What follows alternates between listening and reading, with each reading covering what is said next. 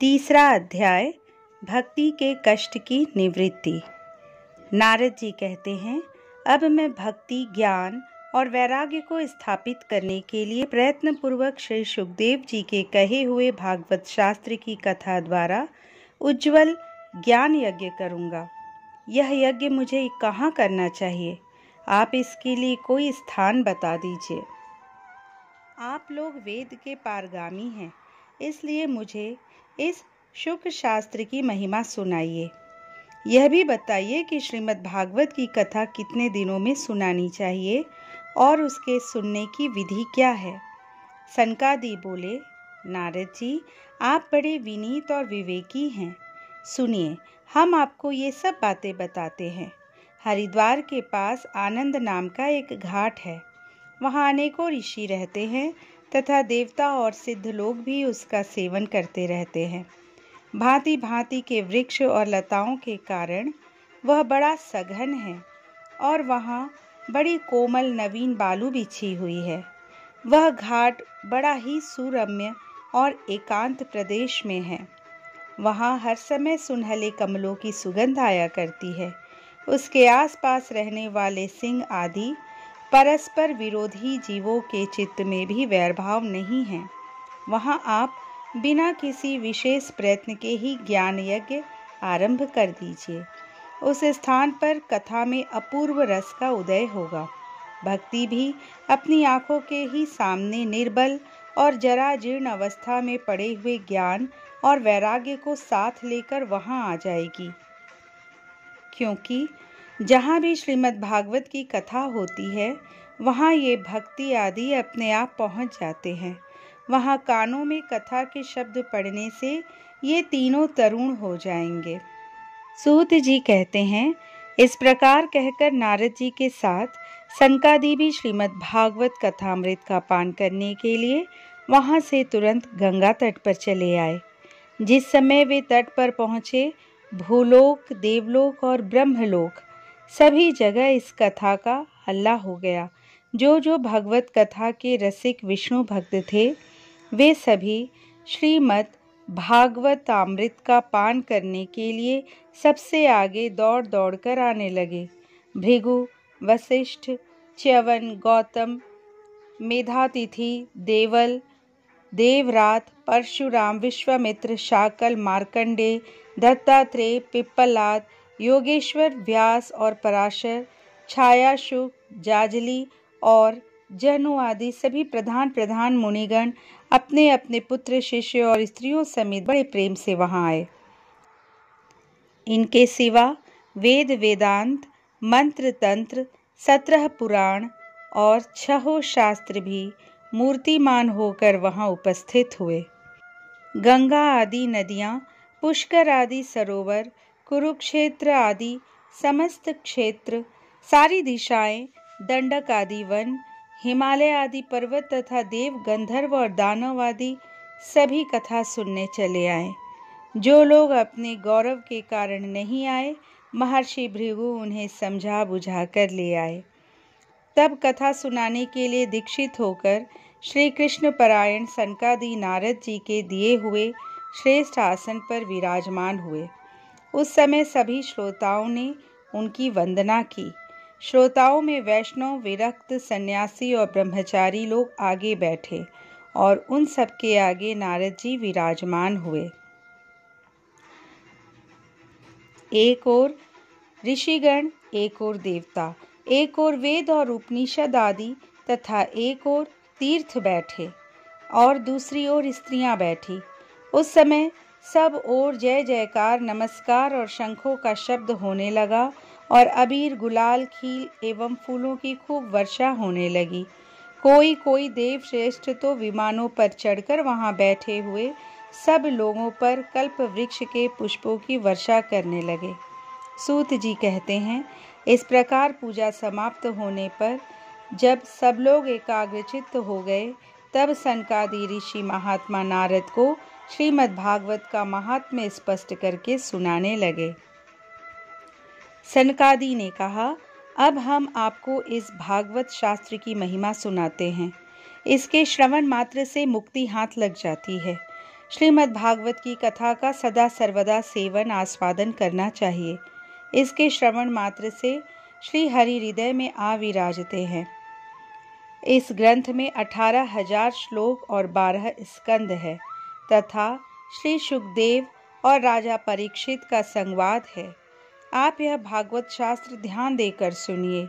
यह जीव तभी तक अज्ञानवश इस संसार चक्र में भटकता है जब तक क्षण भर के लिए भी कानों में इस शुक शास्त्र की कथा नहीं पड़ती। बहुत से शास्त्र और पुराण सुनने से क्या लाभ है? इससे तो व्यर्थ का भ्रम बढ़ता है। मुक्ति देने के लिए तो एकमात्र भागवत शास्त्र ही गरज रहा है। जिस घर में नित्य प्रति श्रीमद् भागवत की कथा होती है वह तीर्थ रूप हो जाता है और जो लोग उसमें रहते हैं उनके सारे पाप नष्ट हो जाते हैं। हजारों अश्वमेघ और सैकड़ों वाजपेयी यज्ञ इस शुक शास्त्र की कथा का 16वां अंश भी नहीं हो सकते। तपोधनों, जब तक लोग अच्छी तरह श्रीमद् भागवत का श्रवण नहीं करते तभी तक उनके शरीर में पाप निवास करते हैं। फल की दृष्टि से इस शुक शास्त्र कथा की समता गंगा, गया, काशी, पुष्कर या प्रयाग कोई तीर्थ भी नहीं कर सकता। यदि आपको परम गति की इच्छा है तो अपने मुख से ही श्रीमद् भागवत के आधे अथवा चौथाई श्लोक का भी नित्य नियम पूर्वक पाठ कीजिए। ओंकार, गायत्री, पुरुष सूक्त, तीनों वेद, श्रीमद् भागवत, ओम नमो भगवते वासुदेवाय, यह 12 मंत्र 12 मूर्तियों वाले सूर्य भगवान, प्रयाग, संवत्सर रूप काल, ब्राह्मण, अग्निहोत्र, गौ, द्वादशी की तिथि, तुलसी, वसंत ऋतु और भगवान पुरुषोत्तम, इन सब में बुद्धिमान लोग वस्तुतः कोई अंतर नहीं मानते।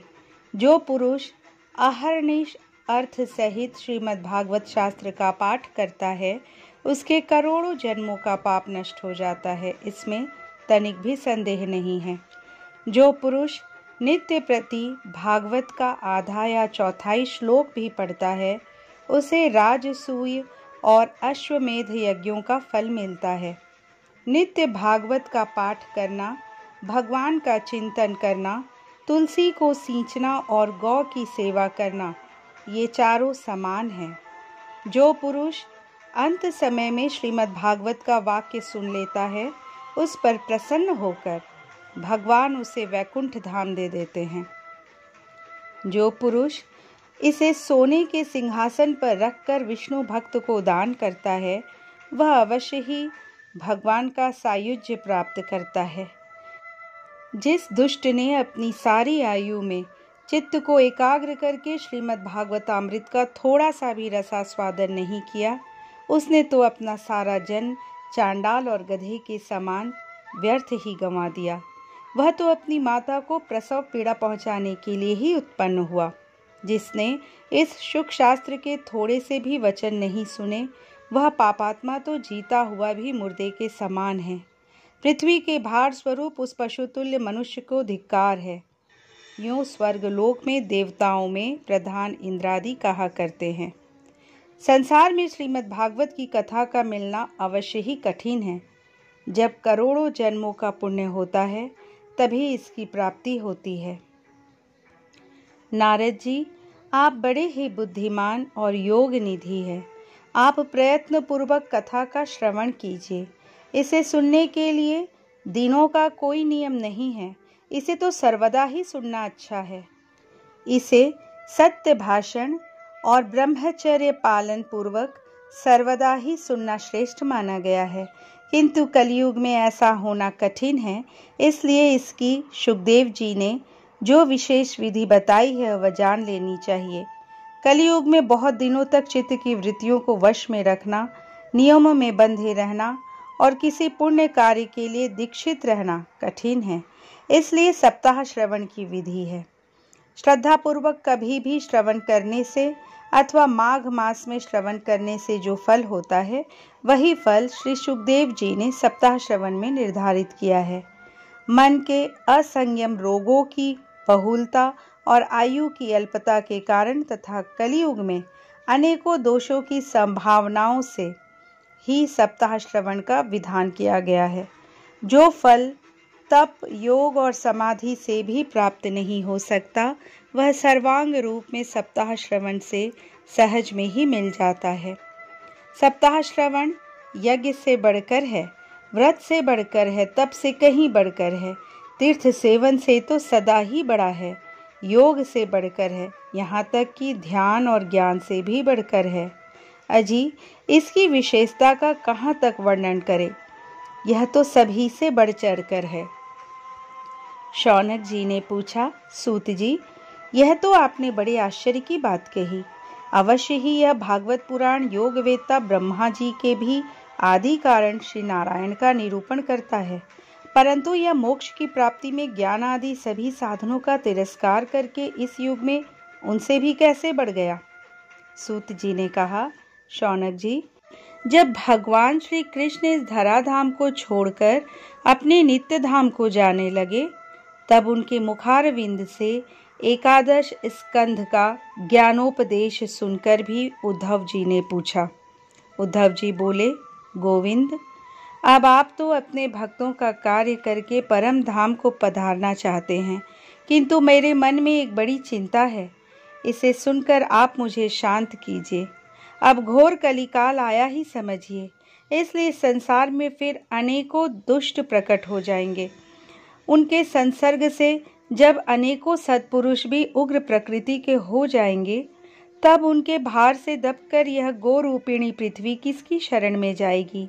कमल नयन, मुझे तो आपको छोड़कर इसकी रक्षा करने वाला कोई दूसरा नहीं दिखाई देता। इसलिए भक्तवत्सल, आप साधुओं पर कृपा करके यहाँ से मत जाइए। भगवान, आपने निराकार और चिन्ह मात्र होकर भी भक्तों के लिए ही तो यह सगुण रूप धारण किया है। फिर भला आपका वियोग होने पर वे भक्तजन पृथ्वी पर कैसे रह सकेंगे? निर्गुणोपासना में तो बड़ा कष्ट है, इसलिए कुछ और विचार कीजिए। प्रभास क्षेत्र में उद्धव जी के ये वचन सुनकर भगवान सोचने लगे कि भक्तों के अवलंब के लिए मुझे क्या व्यवस्था करनी चाहिए। शौनक जी, तब भगवान ने अपनी सारी शक्ति भागवत में रख दी। वे अंतर्धान होकर इस भागवत समुद्र में प्रवेश कर गए। इसलिए यह भगवान की साक्षात शब्दमयी मूर्ति है। इसके सेवन, श्रवण, पाठ अथवा दर्शन से ही मनुष्य के सारे पाप नष्ट हो जाते हैं। इसी से इसका सप्ताह श्रवण सबसे बढ़कर माना गया है, और कलियुग में तो अन्य सब साधनों को छोड़कर यही प्रधान धर्म बताया गया है।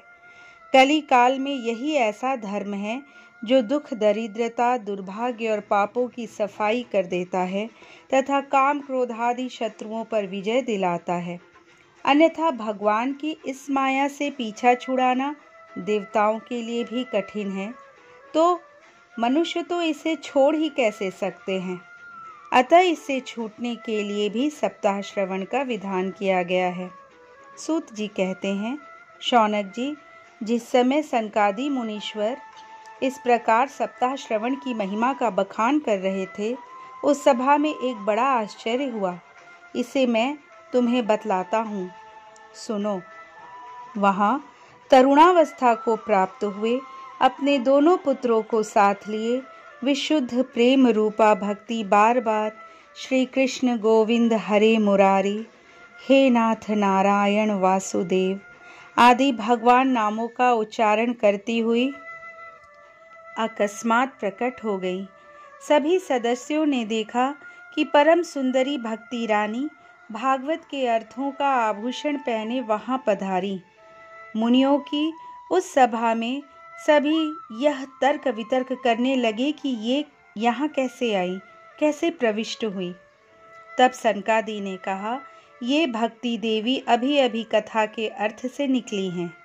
उनके ये वचन सुनकर भक्ति ने अपने पुत्रों समेत अत्यंत विनम्र होकर सनत कुमार जी से कहा। भक्ति बोली, मैं कलियुग में नष्ट प्राय हो गई थी। आपने कथामृत से सींचकर मुझे फिर पुष्ट कर दिया। अब आप यह बताइए कि मैं कहाँ रहूं। यह सुनकर सनकादि ने उससे कहा, तुम भक्तों को भगवान का स्वरूप प्रदान करने वाली, अनन्य प्रेम का संपादन करने वाली और संसार रोग को निर्मूल करने वाली हो। अतः तुम धैर्य धारण करके नित्य निरंतर विष्णु भक्तों के हृदयों में ही निवास करो। ये कलयुग के दोष भले ही सारे संसार पर अपना प्रभाव डाले, किंतु वहाँ तुम पर इनकी दृष्टि भी नहीं पड़ सकेगी। इस प्रकार उनकी आज्ञा पाते ही भक्ति तुरंत भगवत भक्तों के हृदयों में जा विराजी। जिनके हृदय में एकमात्र श्री हरि की भक्ति निवास करती है, वे त्रिलोकी में अत्यंत निर्धन होने पर भी परम धन्य हैं, क्योंकि इस भक्ति की डोरी से बंधकर तो साक्षात भगवान भी अपना परम धाम छोड़कर उनके हृदय में आकर बस जाते हैं। भूलोक में यह भागवत साक्षात परब्रह्म का विग्रह है। हम इसकी महिमा कहाँ तक वर्णन करें। इसका आश्रय लेकर इसे सुनाने से तो सुनने और सुनाने वाले दोनों को ही भगवान श्री कृष्ण की समता प्राप्त हो जाती है। अतः इसे छोड़कर अन्य धर्मों से क्या प्रयोजन है। इति श्री पद्म पुराणे उत्तरखंडे श्रीमद् भागवत महात्म्ये भक्ति कष्ट निवर्तनं नाम तृतीय अध्याय। इस तरह तृतीय अध्याय संपूर्ण हुआ। दोस्तों, यदि ये वीडियो आपको अच्छी लगी हो तो इसे प्लीज़ लाइक कीजिए, शेयर कीजिए और अगर अब तक इस चैनल को आपने सब्सक्राइब नहीं किया है तो प्लीज़ सब्सक्राइब कर लीजिए। कल श्रीमद् भागवत के चौथे अध्याय के साथ आपसे फिर मिलूँगी। जय श्री कृष्ण।